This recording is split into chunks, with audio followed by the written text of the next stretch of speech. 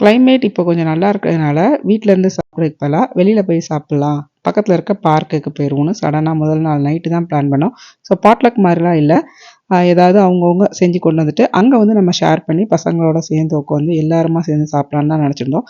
Prince island park போகிறதா தான் plan.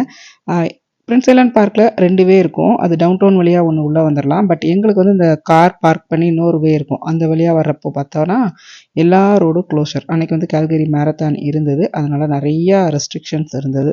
So எங்களால் பார்க்குள்ளக்க உள்ளே போகவே முடியல. நாங்கள் பக்கத்தில் இருக்க ஸ்டான்லி பார்க் போயிட்டு வெஜ் லஞ்ச் தான். ஸோ லஞ்சை முடிச்சுட்டு 3 o'clock வரைக்கும் இருந்தது. அதனால் அது வரைக்கும் டைம் ஸ்பெண்ட் பண்ணிவிட்டு அதுக்கப்புறமா பிரின்ஸ் ஐலாண்ட் பார்க் போயிட்டு நாங்கள் ஜாயின் ஆகிட்டோம்.